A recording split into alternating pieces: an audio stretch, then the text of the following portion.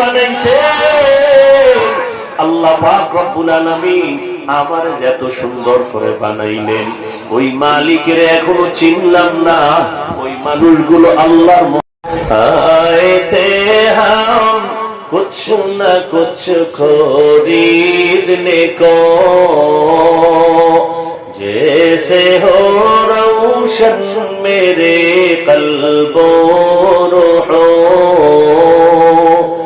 वरना कोई चारा दो जहां में नहीं वरना कोई चारा दो जहां में नहीं जिंदगी में बंदगी तू करना है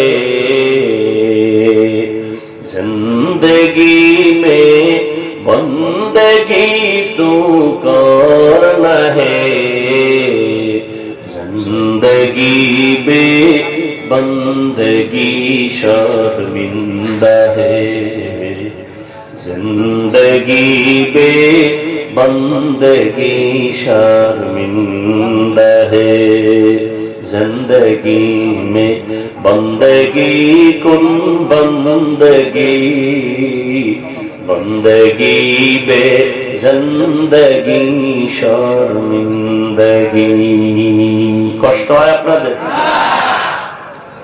আর একটু থাকবেন আল্লাহ কবুল করুন।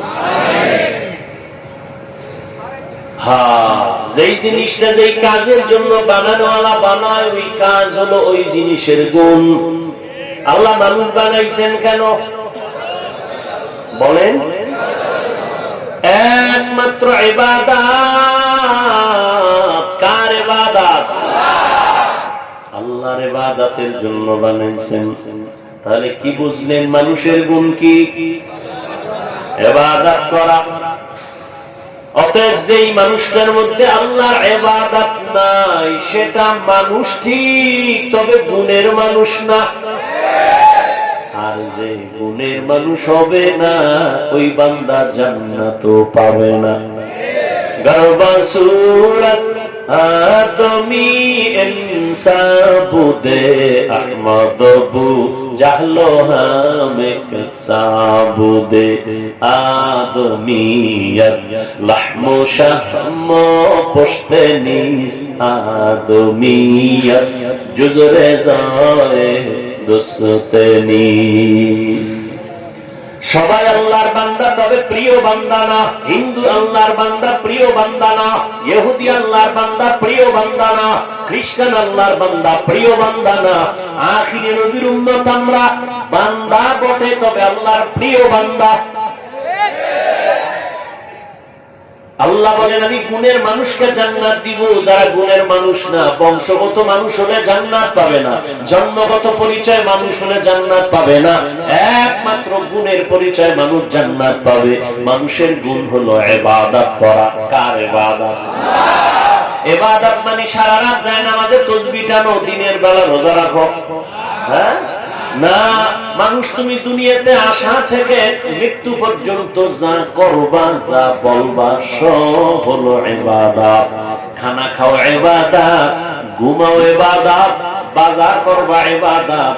বান্দা তুমি কাউকে মোহব্বত করবা ইবাদত, কাউকে দুশমন মনে করো ইবাদত, হাসবা ইবাদত, কান্না করবা ইবাদত। তবে এগুলো মন গড়া না, দুইটা শর্তের বিনিময়ে। আমি যা করব যা বলবো, এক নাম্বার শর্ত হলো রেজা বিল কাজা, দ্বিতীয় শর্ত হলো তরিকায়ে রাসূল। আপনি আমি যা করব যা বলবো সব হবে আমার আল্লাহর খুশির জন্য, নবীর তরিকায়। কার আদর্শে?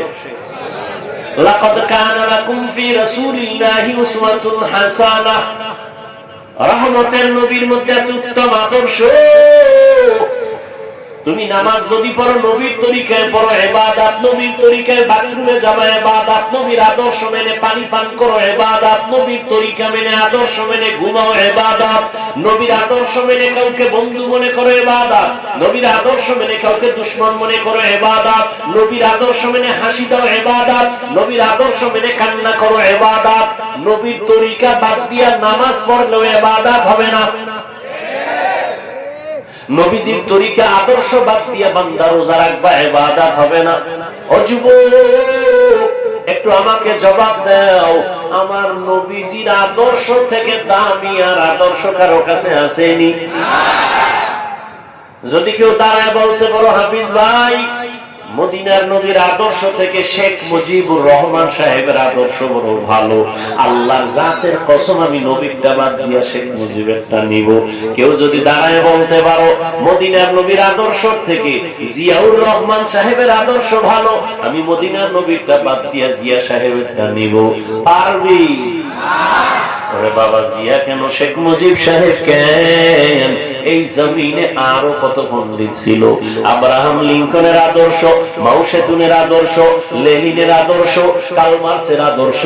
এক কথায় জবাব, দুনিয়াতে সব আদর্শ গুলো হলো না পা, একমাত্র মদিনাওয়ালা নবীর আদর্শই হলো পা। নবীর আদর্শ কেমন পাক, আর দুনিয়ার সব মানুষের আদর্শ কেন না পাক? দুনিয়ার মানুষ আদর্শ বানিয়ে গেছি, আইয়া একদল কয়টারে পরিবর্তন করো, সংশোধন করো, কিন্তু আল্লাহ নবীর দিয়ে আদর্শ দিছেন, কিয়ামত পর্যন্ত কোনো পরিবর্তন লাগবে না। নবীর আদর্শ কত সুন্দর, আঙ্গুলের নখগুলো কেমনে কাটবা সেখানেও নবীর আদর্শ আছে, কেমনে নখ রাখবা সেখানে নবীর আদর্শ, কেমনে তুমি টুপি পরবা নবীর আদর্শ, কেমনে জুতা পরবা এখানেও নবীর আদর্শ আছে। আর কোন পণ্ডিতের আদর্শের মধ্যে জুতা পরার নিয়ম আছে? আছে? নাই। ঘরে ঢুকবা কেমনে? নবীর আদর্শ। বের হইবা কেমনে? নবীর আদর্শ। খানার লোকমা কেমনে মুখে দিবা? নবীর আদর্শ। পানি কেমনে পান করবা? নবীর আদর্শ। পৃথিবীর আর কোন পণ্ডিতের এইরকম আদর্শ নাই যে কেমনে পানি পান করবো। সরকারি অর্থ মন্ত্রণালয় থেকে আপনাদের পাগলা এলাকায় মাদ্রাসায় 100 টন গম দিল, চাল দিল, ডাল দিল, এগুলি ভাত পাকায় খাবি, কিন্তু মন্ত্রণালয় থেকে এমন কেউ নাই যে দইরা দইরা বুঝাইবে কেমনে ভাত পাকাবি, শিখাই দিবে কেমনে চাল গুলো সিদ্ধ করবি। কিন্তু মায়ার নবীর আদর্শ এত সুন্দর, আমার নবী ধইরা ধইরা দেখাইছেন গ্লাসটা কেমনে ধরবি, কেমনে মুখের কাছে নিবি, কেমনে খাইতে বলবি, কেমনে ঘুমাইতে যাবি, বাথরুমে যাবি কেমনে যাবি, নবী ধইরা ধইরা শিখাই দিয়েছেন। মক্কার মুশরিকরা কয় কেমন নবী, বাথরুমের নিয়ম শিখায়, কয় শুধু নিয়ম না, বাথরুমে গিয়া কেমনে বসবা এটাও নবী শিখায়, কয় কেমনে বসবা, বাথরুমে গিয়া হাঁটুর উপরে কাপড় উঠানো যাবে না, এমনে বসবা, বাম পায়ের উপরে ভর করে বসবা, এটা নবীর আদর্শ সুন্নাত। ডান পায়ে ভর করবা না, বাম পায়ের উপরে ভর করে বসবা, টিস্যু ঢিলাগুলো ব্যবহার করবা, এরপরে ঢোকার আগে দোয়া পড়বা, খালি মাথায় বাথরুমে যাবা না, খালি পায়ে বাথরুমে যাবা না, ব্রেন কমে যাবে, দোয়া ছাড়া ঢুকবা না, কারণ সব শয়তানের আড্ডা হলো বাথরুম, জিন্নাতেরা বাথরুমে থাকে। নবীর আদর্শ আছে। একজন পণ্ডিতের আদর্শ দেখা যে বাথরুমে কেমনে ঢুকবে নিয়ম আছে, ওর বাথরুমের নিয়ম নাই, ও মানুষের কি দেখাইবে? ও ডান হাতে বিড়ি টানে, বাম হাতে চা টানে, আদর্শ। হ্যাঁ, আর আমার মায়ার নবী কত সুন্দর নবী আমার, যে নবীর কোন তুলনা নাই, যে নবী এত সুন্দর, তার ব্যবহার এত সুন্দর, তার চেহারা এত সুন্দর, তার আদর্শ এত সুন্দর। 1500 বছর পর আজকে পাগলার বালুর মাঠের মধ্যে নজর করে দেখো, এখানে খানার চিন্তা নাই, ঘুমানোর চিন্তা নাই, বসার কোনো জায়গা নাই, মানুষগুলো বালুর পরে বসে আছে টাকার লোভে। না, কেউ যদি বলতো তোরে 500 টাকা দিব, তারপরে বালুর মধ্যে বসতো না। আর এই মানুষগুলো বালুর উপরে বসে আছি, ময়লা নিয়ে বসে আছি, কোনো চিন্তা নাই, মানুষ কান্না কান্না হালাত। এতগুলো মানুষ নিয়ন্ত্রণের জন্য কোনো র্যাব নাই, কোনো পুলিশ নাই, কোনো আর্মি নাই, কোনো বিডিআর নাই, কোনো আওয়াজ নাই, কোনো মারপিট নাই। হানানিয়া কারাকারি নাই। একটা অনুষ্ঠান দুনিয়ার নেতারা যখন করে, কত টাকা, কত নাস্তা, কত ভিড়াভিড়ি, কত চেয়ার বাতাসে উড়ে, আবার নিয়ন্ত্রণের জন্য র্যাবও হিমশিম খায়, পুলিশও হিমশিম খায়। আর এই ময়দানের দিকে তাকায় দেয়, এটা কেমন সুন্দর এক বেহেশতের বাগান, আমার মদিনাওয়ালা নবীর আদর্শের ফুটন্ত গোলাপ, আমার মায়ার নবীর আদর্শের ফুটন্ত গোলাপ। বালুর মধ্যে বৈশাখ মানুষের দিলটা কত নরম, ক্ষুধা আছে এখনো, কিন্তু রাতের খানা অনেকে খায় নাই। হ্যাঁ, রাতের খানা খায় নাই, কখন বাড়ি যাবে? অন্য জায়গায় গেলে দীর্ঘ টাইম, এখন বাজে 12টার কাছাকাছি, হয়তো স্ত্রী টেলিফোন করতো, না হয় নিজে ফোন করে কইতো, বউ কই আছো, ছেলে মেয়ে খাইছি, ঘুমাইছি, আমার আসতে একটু দেরি হইতেছে। কিন্তু এখানে বৈশা মনে হয় যেন বাড়ির কোনো চিন্তা নাই, গাড়ির কোনো চিন্তা নাই, স্ত্রীর কোনো চিন্তা নাই, অন্তরের মধ্যে দুনিয়ার কোনো চিন্তা নাই। কেমন যেন অন্তরের মধ্যে একটা আগুন জ্বলতেছে, আমি আমার মালিকের কেমনে পাই, আমি আমার মালিকের হারায় ফেলছি। আরে আমি তো ডাইনে তাকাইলে আব্বা পাই, মানে তাকাইলে আমার আব্বারে দেখি, সামনে আমার সন্তানের দেখি, পিছনে আমার আব্বা আম্মা আছে, আমার স্ত্রী আছে, আমার দোকান আছে, আমার ব্যবসা আছে, আমার চাকরি আছে, আমার ভক্তবৃন্দ আছে। কিন্তু না, আমার এত সুন্দর চেহারা দিয়া কে বানাইছে, আমার কণ্ঠ এত সুন্দর কে কণ্ঠদান করেছেন, আরে আমার এত মায়া করে কে বানাইছে? আল্লাহ পাক রব্বুল আলামিন আমার এত সুন্দর করে বানাইলেন, ওই মালিকের এখনো চিনলাম না। ওই মানুষগুলো আল্লাহর মহব্বত নিয়ে কান্না করে, দিলের মধ্যে একটা তামান্না নিয়ে আসে। ও আল্লাহর বান্দা, তাদের দিলের মধ্যে আগুন জ্বলতেছে। ও আল্লাহ মনে মনে বলে, হে মালিক, আমি টাকা পাইলাম, বাড়ি পাইলাম, গাড়ি পাইলাম, মা পাইলাম, বাবা পাইলাম, ও আল্লাহ আমি এত কিছু পাইও খুশি না। আসলে আমি আসল জিনিস পাই না, আসলে আমি তো তালাশ করি আমার মালিক। আমি যদি আমার মালিকের না পাই, আমার দুনিয়াও বরবাদ, আমার আখিরাতও বরবাদ। ওই বান্দা আমার মালিকের মায়া নিয়ে বসে আছে। আল্লাহর আশিক বান্দারা পাগলের মতো চিন্তা করে, আমার মালিকের কোথায় পাবো, মালিকের সঙ্গে কখন আমার মোলাকাত হবে। ওই বান্দা কথার ফাঁকে ফাঁকে একটা নিঃশ্বাস ছাড়ে, আহ আহ আহ বলে একটা নিঃশ্বাস ছাড়ে, মনে হয় যেন কি হারায় গেল। ওরে বান্দা, তুমি টাকার পিছনে দৌড়াও, বাড়ির পিছনে দৌড়াও, গাড়ির পিছনে দৌড়াও, নারীর পিছনে দৌড়াও, আর জান আমার মাওলার খাতি আশিক, ওই বান্দার অন্তরে এই মুহূর্তে বাড়ির চিন্তা নাই, গাড়ির চিন্তা নাই, ছেলের চিন্তা নাই, কোন চিন্তা নাই। অন্তরের মধ্যে শুধু এখন একটাই চিন্তা, আমি আমার মালিকের পাইলাম কিনা, আমি আমার আল্লাহর মুহাব্বত অন্তরে জমা করে নিতে পারলাম কিনা, আমি আমার মাওলাকে নিয়ে আমার আদালতে যাইতে পারবো কিনা, আমি আমার মালিকের কই পাই। আল্লাহ যারা কাটি আশিক, ওরা শুধু চিল্লায় আর কাঁদে, আর আমার মাওলারে তালাশ করে আর বলে, আমার দয়া মাওলারে,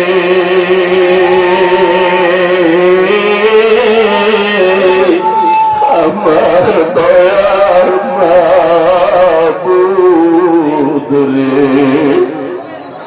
কোথায় গেলে পাইব ঠিকানা, তোমাকে বুঝি আমি পাই না। বলো না, আমার দয়া মাওলা রে, আমার মায়ার মাবুদ রে, কোথায় গেলে পাইব তোমার ঠিক।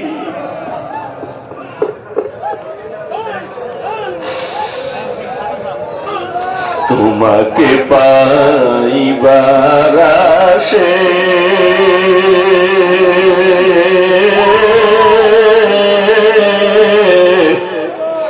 ঘুরি আমি দেশ বিদেশে, কোরআনের বাগানে করলাম দিশানা, আমার দয়া মাওলা রে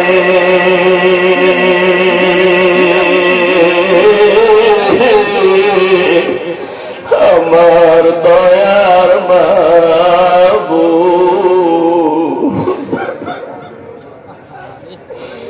তোমাকে বুঝি আমি পাইলাম না, কোথায় গেলে পাইব তোমার ঠিকানা।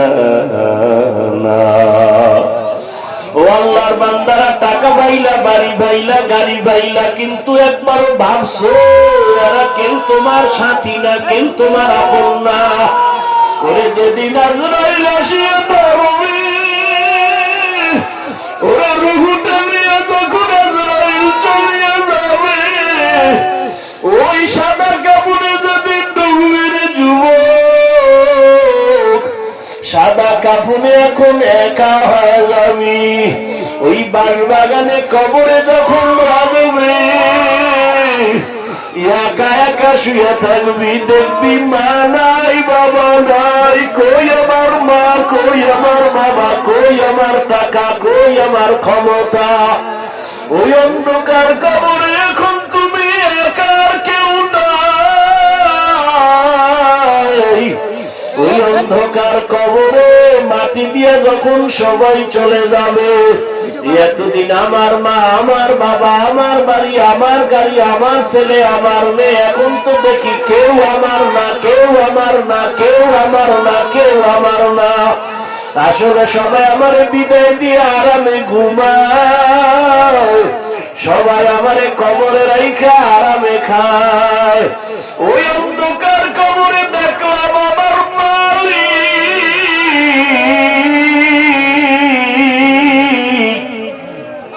ওই কবরে আমার মাওলা ছাড়া আমার আর আপন কেউ হবে না রে বাবা।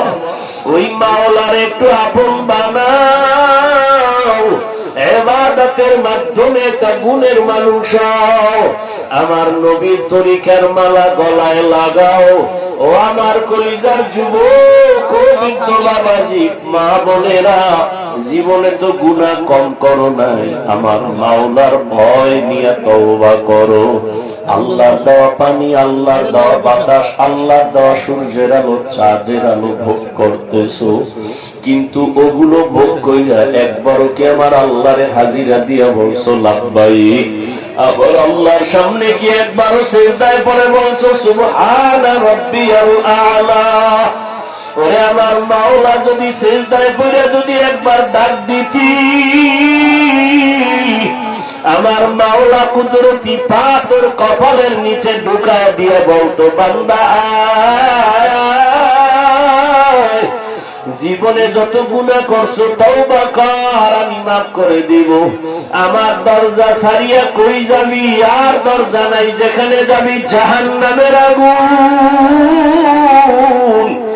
আমার রহমতের দরজা ছেড়ে যাইও না রে গোলাম। ওরে দাড়ি কামানেওয়ালা ভাই, জাহান্নামের দরজায় বসে আছো,